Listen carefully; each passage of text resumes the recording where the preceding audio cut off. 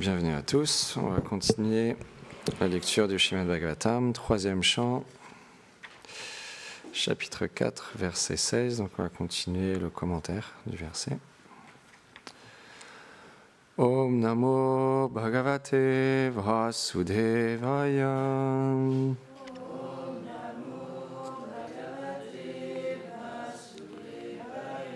Om Namo Bhagavate Vasudevaya.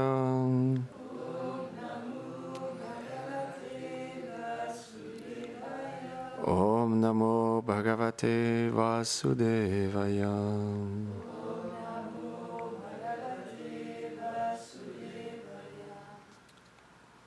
C'est quoi la mélodie?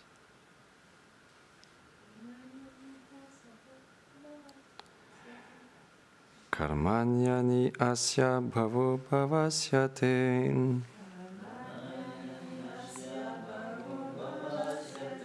Durga shrayotari bhayat parayanam. Karatmano yat pramadhayudashrama. Svatmam rate kidyati dirvidam hiyam.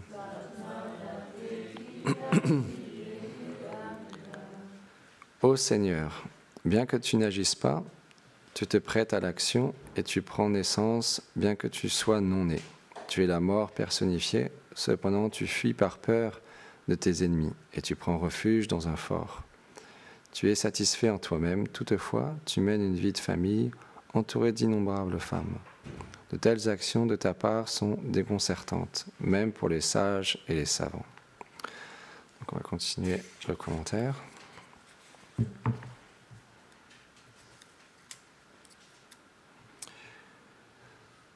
Mais il accomplit personnellement des activités telles que soulever la colline Govardhan quand il s'agit de protéger ses purs dévots de la colère d'Indra. Ceci est une contradiction par rapport à ce qui est dit sur le fait qu'il n'agit pas. Ceci met un doute en Uddhava. Un autre doute peut être considéré ici. Krishna est le Brahman suprême en tant que la personne suprême au trait humain. Dans cette forme, le Seigneur accomplit des actions spirituelles illimitées. Or, le Brahman n'accomplit aucune action matérielle ou spirituelle. On ne peut pas dire que le Brahman est sans qualité et que le Seigneur suprême a une forme avec des qualités. Y a-t-il différents Brahmanes? Les textes védiques expliquent que toute chose trouve sa source de l'être suprême Krishna. La vérité absolue n'est donc dépourvue d'aucune chose qui se trouve dans sa création. Le Seigneur a donc une forme, mais non matérielle et non limitée. D'elle se manifeste une radiance qu'on appelle le Brahman, et qui est dépourvue de qualité et d'activité. Il n'y a donc pas deux Brahmanes. Bien qu'il ait une forme, il est illimité, et tout trouve sa source en lui. Bien que tout émane de lui, il ne prend rien en manifestant les éléments et les êtres, et tout est petit par rapport à sa création. De plus, il est toujours en expansion. Il n'a pas de limite. Tout ce qui existe dans la création est automatiquement inclus en lui, mais tout est pur et merveilleux chez lui. Ceci est inconcevable. On va s'arrêter là.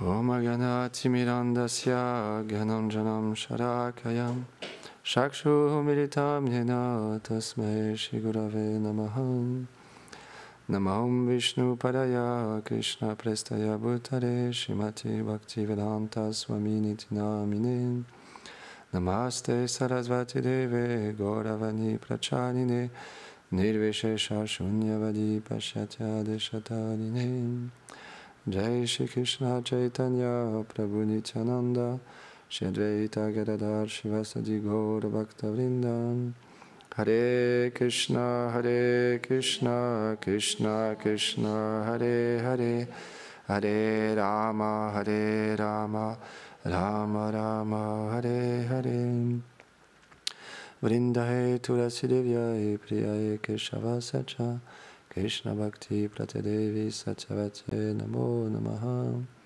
Vanchakarpatarubhyacha Kripa Sindhubhyahe Vacha Patitanam Pavanebhyo Vaishnavebhyo Namo Namaha.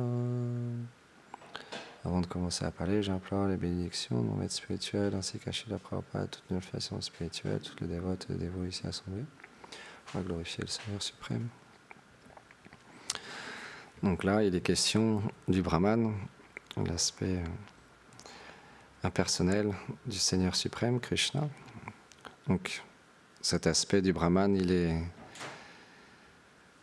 inconcevable et très attirant pour les êtres qui adorent le Seigneur dans cet aspect plus impersonnel de la vérité absolue. Et il faut comprendre que tout vient du Seigneur suprême, mais comme on l'explique, comme c'est expliqué dans le verset, bien que tout émane de lui, il n'en a pas conscience, il n'est pas moins grand parce que des choses émanent de sa personne. Au contraire, il ne perd rien parce que tout existe par lui et pour lui. Donc la position du Seigneur suprême, elle est complètement inconcevable par l'intellect. On ne peut pas concevoir la position du Seigneur suprême par notre propre intelligence.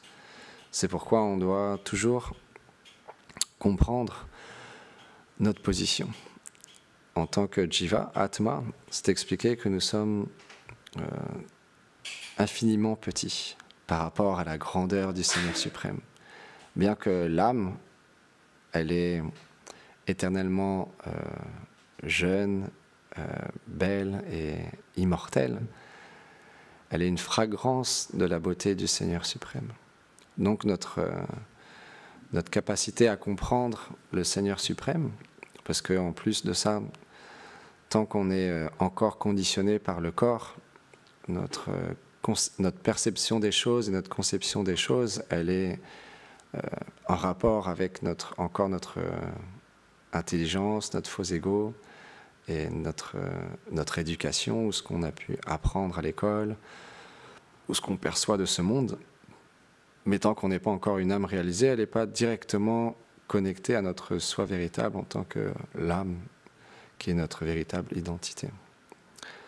Donc c'est pourquoi on doit être vraiment très vigilant et comprendre que notre science de la vie, elle est à un certain niveau.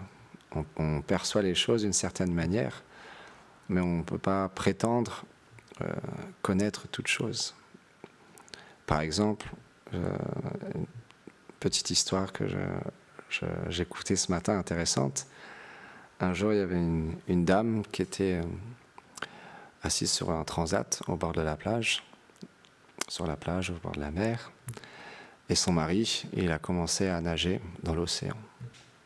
Et il nageait de plus en plus loin. Et à un moment donné, il n'était pas très bon nageur et malheureusement, il s'est fait emporter au large et il s'est noyé.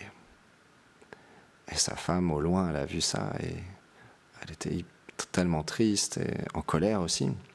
Et elle a marqué dans le sable, l'océan est un meurtrier. Et un peu plus loin, il y a un pêcheur. Il était en train de jeter son filet, et puis après il a remonté le filet et il a reçu une quantité énorme de poissons. Et il était tellement content, il s'est rempli de joie, et puis il est retourné au bord de la plage. Et lui aussi, cette fois-ci, lui, il a écrit dans le sable, l'océan est mon mainteneur. Parce qu'il me maintient quand il me donne tous ces poissons. Et encore un peu plus loin, il y a des enfants, ils jouaient à construire des châteaux de sable. Et l'océan, à un moment donné, il y a une grosse vague, et cette vague, elle a emporté la chaussure de cet enfant, au loin. Et il était frustré, il était en colère. Il a marqué « L'océan est un voleur ». Et un peu plus loin, il y a un vieil homme qui marchait au bord de l'océan. Et tout d'un coup, il voit je ne sais plus comment ça s'appelle en français, là où se trouve une perle, une huître, voilà, merci. Une huître, et il ouvre, et là il voit une perle. Il était tellement content. Et il marque sur le sable, l'océan est le plus grand de tous les donneurs. Et au loin, donc le Vaishnav qui partage ça, il voit ça, et puis il se dit à l'intérieur de lui-même, mais ce sont juste quelques aspects de l'océan. L'océan est bien plus que ça. Il est gigantesque, il est immense. Sa profondeur est inconcevable, sa grandeur est inconcevable, et il est tellement puissant, parce que, ah oui, j'ai oublié de dire, après que tout le monde ait écrit ça sur le sable, il y a une énorme vague qui a apparu sur le sable et qui a tout effacé. Parce que c'est vrai, on perçoit les choses par rapport à ce que là, les gens ils percevaient les choses par rapport à ce que l'océan leur apporte ou leur apporte pas ou leur prend. Comme la femme, l'océan a pris son mari, l'enfant, l'océan a pris sa chaussure, et le pêcheur, l'océan lui a donné des poissons, et le vieil homme, l'océan lui a donné une perle précieuse. Mais c'est en rapport avec nous. Et donc on perçoit les choses de ce monde par rapport à ce que ça nous apporte et ce que ça nous prend. Mais est-ce que l'océan, il n'est pas autre chose? Ben oui, l'océan, il n'est pas simplement ce que les gens perçoivent de lui par rapport à ce qu'eux, ils ont besoin. De la même manière, nous aussi, on peut rencontrer des personnes qui nous perçoivent d'une certaine manière, qui nous jugent d'une telle manière, qui attendent quelque chose de nous. Mais est-ce que c'est notre véritable personne? Est-ce qu'on va s'identifier à ce que les autres pensent de nous? Parce que la Bhagavad Gita explique qu'au-delà du corps, au-delà des sens, il y a l'âme. Et si quelqu'un peut véritablement voir notre âme, là, il voit qui véritablement on est.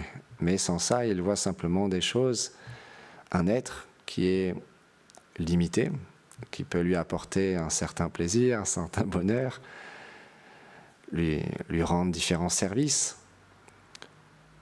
Mais du jour au lendemain, si la personne n'agit plus de la manière que nous on attend, ou qui ne nous parle plus de la manière que nous on attend, alors cette même personne qu'on considère comme notre ami, on peut le considérer comme notre ami en un instant. Les relations sont très instables dans ce monde. Si on base nos relations simplement sur le corps et la personnalité d'une personne, si cette personnalité change, alors on ne voudra plus relationner avec cette personne. Gurdjieff, il dit souvent cet exemple. C'est vraiment incroyable, parce que lui, il avait une vie extrêmement violente. Il était dans un gang, et il faisait beaucoup de mal aux êtres vivants à ce moment-là. Et quand il s'est tourné vers la spiritualité, et que sa vie a commencé à complètement changer, certaines personnes qui étaient autour de lui, qu'il appréciait dans son personnage, qu'il était à ce moment-là d'être un dur, d'être un peu un homme, un peu un macho, etc., violent, il ne le retrouvait plus. Et il s'écartait de lui. Donc c'est ça les relations de ce monde. Même si on agit mal dans ce monde, on fait des choses horribles, certaines personnes qui sont eux aussi dans cette dynamique-là, si on n'est plus dans cette dynamique-là, ils nous rejettent. Donc c'est pourquoi la Bhagavad Gita est un livre extrêmement important. Krishna, il nous apprend à aller au-delà de ce que nous percevons avec nos sens matériels, de découvrir le monde spirituel au niveau de l'âme. Dans un premier temps, c'est là où ça commence. Voir les choses par rapport à l'âme spirituelle qui se trouve dans chaque entité vivante. Et le Brahman,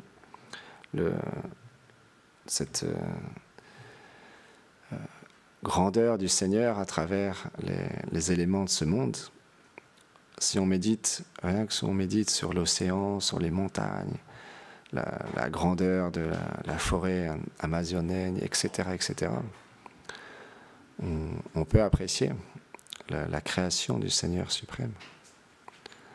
Et ensuite, quand on réalise que le Seigneur se trouve dans chaque entité vivante, alors on peut apprécier le Seigneur qui accompagne tous les êtres vivants comme un ami qui nous veut du bien, qui n'attend qu'une seule chose, c'est qu'on se tourne vers lui. On vit dans ce monde depuis des millions d'existences, et lui nous accompagne. Il est la personne qui nous connaît le mieux, l'âme suprême, le Seigneur qui se trouve dans notre cœur, juste au plus proche de nous-mêmes, qui connaît toutes nos vies passées, toutes nos pensées, nos qualités, nos défauts, nos pensées, nos agissements, tout. On a une personne qui nous connaît mieux que nous-mêmes à l'intérieur de nous, qui est le Seigneur suprême. Et c'est notre meilleur ami, parce que lui, il ne nous juge pas. Il ne nous force pas. Il attend juste qu'on se tourne vers lui quand nous le désirons. Et il continue à nous accompagner. Et à l'intérieur de nous, on pense « Ah, je veux ça, je veux ça ». Il dit « Ok, tu veux ça ? Bah tiens, vas-y, prends-le, fais ton expérience ». Et donc, il est là, parfois il nous donne les choses, parfois non, suivant notre karma, nos actions qu'on fait dans ce monde. Alors, on obtient des choses, et parfois on n'obtient pas des choses. Mais le Seigneur nous accompagne toujours, et il nous observe. Et le jour où on se tourne vers lui, alors, graduellement, on commence à comprendre, ah, mais peut-être qu'il est une personne. Et cet ami qui m'accompagne depuis des vies, il a aussi des qualités, des besoins, bien comme explique ce verset, bien qu'il a besoin de rien, en même temps, quand on l'approche sous cette forme de personnel du Seigneur suprême, Bhagavan, Krishna, alors plus on se tourne vers lui, plus on comprend, ah, mais peut-être que je peux lui faire plaisir, peut-être que je peux cuisiner pour lui, peut-être que je peux chanter pour lui, peut-être que je peux danser pour lui, peut-être que je peux parler pour lui, l'habiller sous la forme de la déité. Et donc là, ça prend une autre dimension, où on approche le Seigneur sous cette forme personnelle. Et peu importe que l'on ait la foi ou non en Dieu, la vérité reste la vérité. On ne pourra pas changer les choses. De la même manière que si dans ce monde, on veut changer le feu en eau, ça ne sera pas possible. On pourra peut-être éteindre le feu, mais quand au contact d'étincelles et de petits brins d'herbe, le feu se manifeste, alors ça devient du feu. Et le feu brûle. On peut essayer de changer la nature du feu. On peut méditer intensément en disant non, le feu, ça brûlera plus, le feu, ça brûlera plus, le feu, ça brûlera plus. Quand on met notre main dans le feu, ça brûle. Donc les éléments de ce monde, ils sont là. Les saisons sont là. La pluie vient de temps en temps, le soleil se lève tous les jours. Il y a des choses qu'on ne peut pas changer. Mais si de la même manière, on veut percevoir le Seigneur suprême, comme on l'explique souvent, il y a un processus. On ne peut pas par nous-mêmes comprendre la grandeur et la beauté du Seigneur suprême. On doit se référer à ceux qui l'ont vu, ceux qui ont eu l'expérience directe du Seigneur suprême. Et qui sont ces personnes? Ce sont les sadhus, les sages, les âmes réalisées, qui ont écrit des livres pour justement décrire la forme du Seigneur, décrire la forme impersonnelle du Seigneur, et aussi décrire comment le Seigneur est présent dans chaque chose. Et dans ces livres-là, on trouve les réponses. Si on se pose des questions, on peut trouver des réponses dans ce livre-là, qui ont été écrits par des âmes réalisées. Et aussi, par bonne fortune, on peut rencontrer ces âmes réalisées, comme Gorananda a expliqué l'autre jour, à travers Srila Bhakti Pramod Puri Goswami Maharaj, Srila Gaur Kishodas Babaji Maharaj, et tellement de grands Vaishnavas. Par exemple, j'écoutais ce matin, dans le sud de l'Inde, à un moment donné, il y a un grand temple, alors je ne me rappelle plus le nom, non, c'est pas grave, le plus grand temple de l'Inde, et Ramanujacharya était en charge de cette déité et de ce temple. Alors, je ne me rappelle plus, bon, c'est pas grave. Et avant de quitter ce monde, il a nommé son successeur. C'est le principe de la filiation spirituelle, où quand l'acharya, le guide spirituel, commence à arriver à un certain âge, ou ressent que c'est le moment de nommer son successeur une fois qu'il sera parti, alors il choisit quelqu'un. Et il a choisi un jeune garçon de 5 ans. Je ne me rappelle plus son nom, encore une fois, désolé. Mais ce n'était pas un garçon ordinaire, bien qu'il n'avait que 5 ans. Et il était vraiment très sage, d'une expertise incroyable.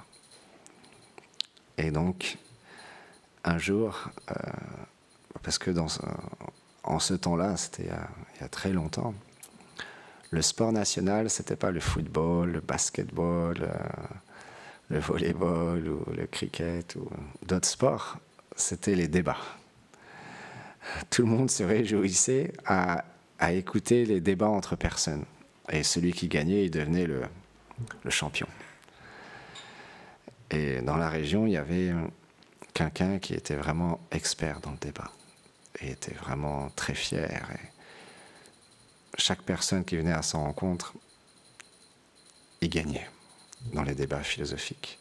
À tel point que les gens, ils l'évitaient quand ils le voyaient, ils changeaient de rue.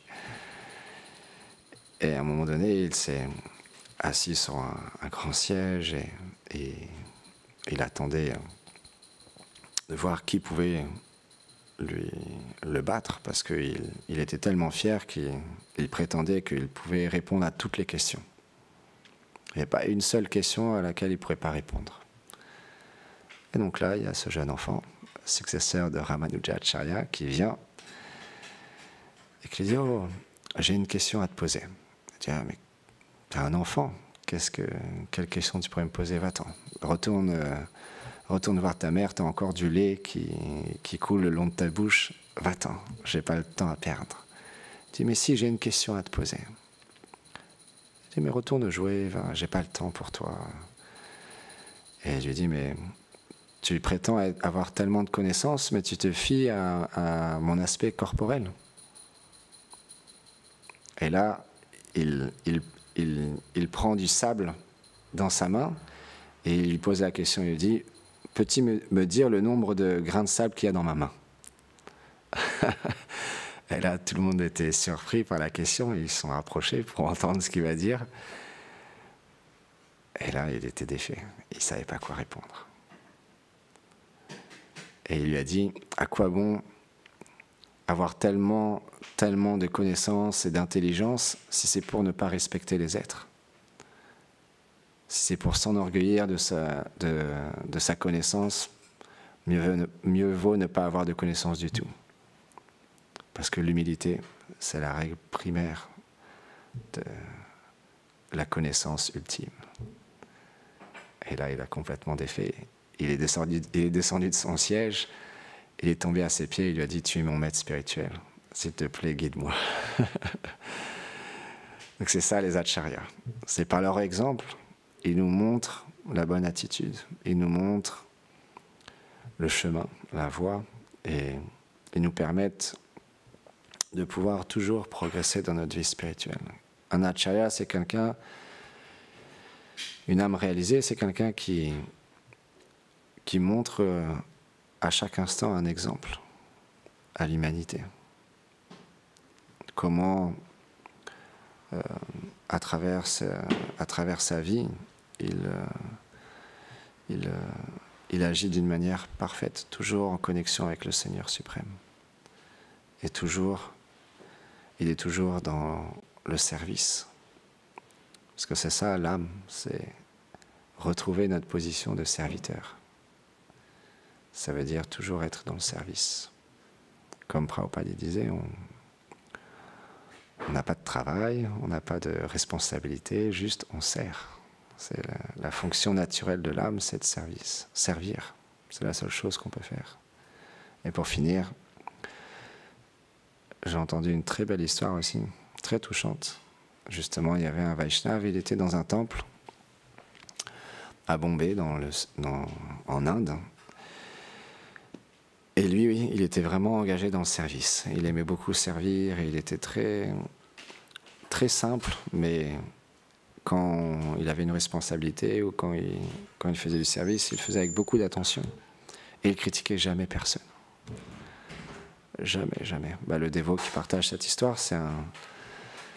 il vivait avec lui. Et donc il a dit, je ne l'ai jamais entendu critiquer personne. Toujours le sourire, toujours prêt à servir, à rendre service à un dévot, à un frère. Vraiment, il disait un gentleman, quelqu'un vraiment très spécial. Il aimait beaucoup. Et un jour, il a réalisé que la vie de moine, ce n'était pas forcément fait pour lui. Et donc, il a rencontré quelqu'un, il s'est marié. Et sa femme est tombée enceinte. Donc, il venait juste de se marier. Et puis, juste après, voilà, sa femme, elle est enceinte. Et puis, au bout de 3 mois de grossesse, il apprend qu'il a un cancer très grave, très, très grave. Et qu'il va mourir dans 6 mois. Donc ça veut dire que sa femme est enceinte de 3 mois, ou non, de 6 mois, je ne sais plus. Enfin voilà, en tout cas, il allait potentiellement voir sa fille 3 mois. Et donc là, c'est ça, les histoires comme ça nous montre comment faire face à de telles situations, parce que lui, il s'est dit, je vais retourner à l'ashram pour finir mes jours. Mais ce qu'il explique, ce Vaishnava, c'est qu'il a gardé le sourire. Il ne s'est pas plaint. Il n'était pas dans une dépression. Il était toujours souriant. Et donc les dévots lui ont donné une pièce pour lui, avec son épouse aussi, qui était à côté, proche de lui. Et donc tous les jours, il y avait différents dévots qui venaient le voir, il chantait. Il était toujours souriant. Et lui, personnellement, c'est quelqu'un de très connu. Très très connu. Et il est réputé pour faire des blagues, pour faire rire les gens et pour amener la conscience de Krishna, la philosophie, le bhakti yoga, surtout en Inde, d'une manière très accessible, très joyeuse, très adaptée. Beaucoup d'étudiants le suivent et l'apprécient énormément. Il va dans des universités, il va dans des grands aussi rassemblements, Google, des grosses entreprises, etc. Il fait plein de discours différents et il fait un service incroyable. Et c'est la première fois que je le vois pleurer pendant qu'il parle, parce que d'habitude il est toujours joyeux, toujours très dynamique. Mais c'est une histoire qui l'a beaucoup touché en fait, parce que cette personne, c'était un ami à lui. Et en plus, il allait dans la pièce, dans cette chambre, et il pensait lui amener un certain réconfort, lui amener de la joie, il essayait de faire des blagues toujours, mais en fait, quand il sortait, c'est lui qui se sentait rechargé de la présence de son ami, en fait. Parce que lui, il était toujours souriant, et puis, dans cette situation-là, il se plaignait jamais, en fait. Pas une seule fois, il s'est plaint. Même, il explique qu'à un moment donné, sa maladie devenait tellement difficile que même la morphine, ça lui faisait plus rien. Il avait tellement mal. Mais voilà, il continuait à accepter la situation d'une manière très positive. Et il explique son maître spirituel, Radhanath Maharaj, il venait le voir, et juste la veille qu'il quitte ce monde, beaucoup de personnalités de Vrindavan sont venues. Il y a des dévots qui lui ont ramené des guirlandes de Varshan à l'endroit de Shrimati Radharani. Et voilà, il a quitté ce monde en se souvenant de Radha et Krishna, et puis avec les chants, les kirtans des dévots. Donc il expliquait que dans notre vie, on peut choisir d'être heureux. C'est un choix. Parce qu'on peut se retrouver dans les pires situations, mais si on choisit, même dans cette situation, d'être heureux comme lui, il expliquait, c'était l'exemple que lui, il prend souvent pour ça. Parce que c'est la première fois de sa vie où il voyait quelqu'un mourir devant ses yeux. C'est pas quelque chose de facile, mais il s'est dit au fond de lui, je vais mourir moi aussi comme ça. Parce que ça l'a tellement inspiré de le voir quitter ce monde avec tellement de joie, tellement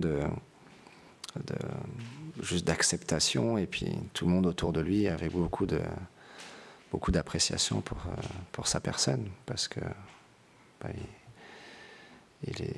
il est mort d'une manière quand même assez particulière.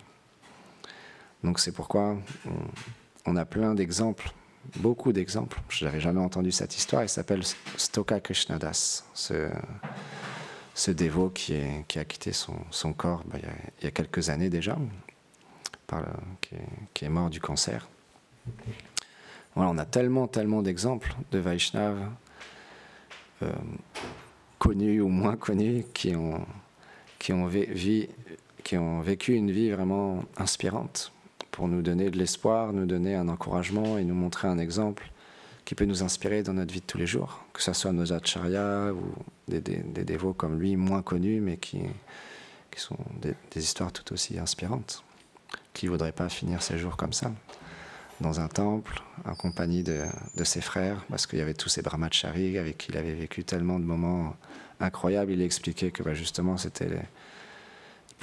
pouvait plus vraiment bouger, il était juste sur son lit, tellement la maladie était forte. La seule chose qu'il pouvait faire, c'est qu'il se souvenait des services, des moments de joie, etc., qu'ils ont vécu ensemble, et avec son maître spirituel, etc. Donc, pour lui, c'était très spécial. Il expliquait que il était tellement heureux de finir ses jours comme ça. Donc voilà, c'était juste une petite dernière histoire pour finir. Jai Srimad Bhagavatam ki Jai Go Premanande Haribo.